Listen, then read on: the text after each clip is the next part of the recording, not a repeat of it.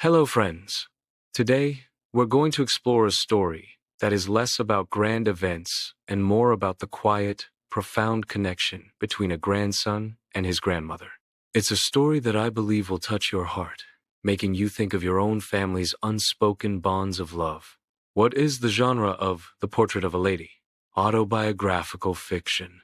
It is based on Khushwant Singh's own childhood and his relationship with his grandmother.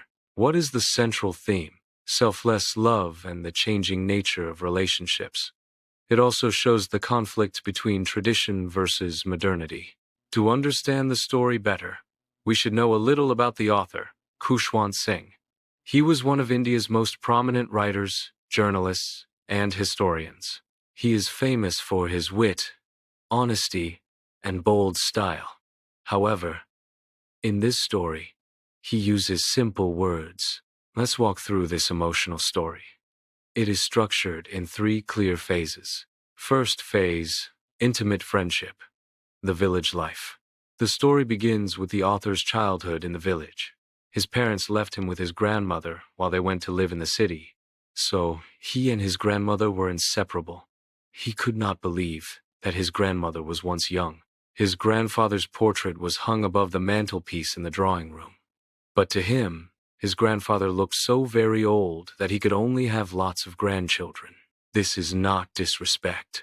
It's the innocence of a child who cannot imagine his grandparents as young, probably because he has always seen them old. But then the author said something beautiful. She could never have been pretty, but she was always beautiful.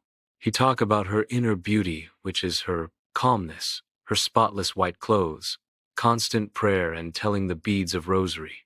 She is compared to a winter landscape in the mountains, pure and peaceful. She wakes him, prepares him for school, walks him to the temple school, and feeds the village dogs. They were good friends. Their world is traditional, religious, and shared with each other. His parents left him with his grandmother when they went to live in the city.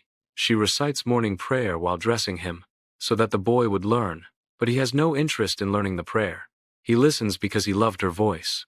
In breakfast, he ate a thick, stale chapati with a little butter and sugar spread on it before going to school. Since his grandmother was a kind lady, she carried stale chapatis with her for the village dogs on their way to school. His school was attached to the temple. While the priest taught the kids, the grandmother sat inside the temple reading scriptures.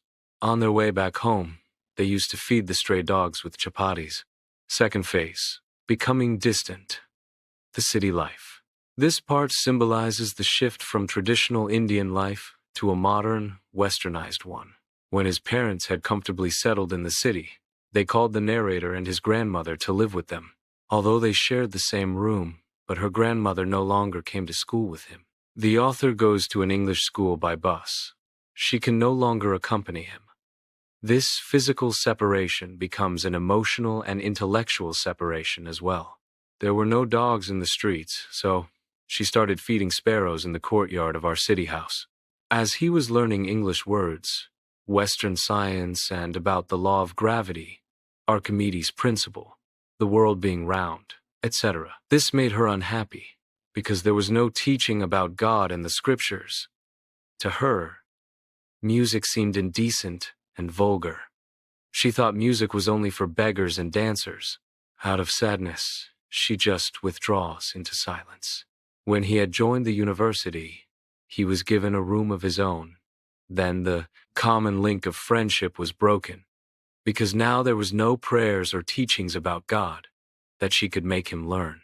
She accepts this, not with bitterness, but with resignation, which means she leaves everything and puts all her love into her spinning wheel, reading scriptures and prayers, and feeding breadcrumbs to the sparrows in the veranda.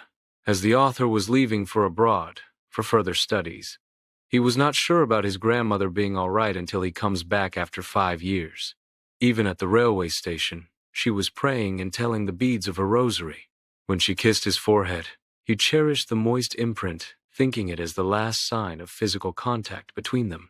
Third phase, the final acceptance and peace. When the author returns after 5 years, she shows no typical sentimental emotion. She hugs him but continued her prayers. Her love was expressed not through words, but through faith and prayers. But then, she does something extraordinary. She breaks her routine of prayer and started singing with the women of the neighborhood, playing an old drum. This was a grand celebration of her grandson's homecoming, just as a soldier returns after a war. They tried to stop her, to avoid overstraining, but she got so tired that it developed into mild fever, though the doctor told them that the fever would go. But the grandmother somehow knew that her end was near. Her last decision was profoundly moving. She decided not to waste her last hours talking to her family members. She lay peacefully in bed praying and telling her rosary beads. She wants to meet her God prepared. Suddenly, her lips stopped moving and the rosary fell from her lifeless fingers. We knew that she was dead. Her death was as peaceful as her life. The writer saves the most powerful emotional symbol for that island, the sparrows. When the family comes to take her body that was wrapped in a red shroud, they find thousands of sparrows sitting in silent mourning around her. They did not chirp. They do not eat the breadcrumbs offered to them by the author's mother. They simply sit in quiet grief for the woman who loved them. When the family carried her dead body, the sparrows flew away quietly. Next morning, the sweeper swept the breadcrumbs into the dustbin. This scene is the ultimate testament to her character.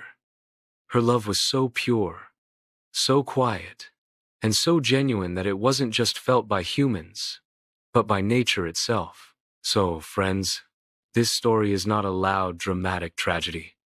It's about the beauty of a life lived with faith, simplicity, and kindness. It reminds us to appreciate the quiet, beautiful people in our lives before they become a cherished memory or cherished portrait in our hearts. If this story has touched your heart, hit the like button and don't forget to subscribe the channel. Happy studying!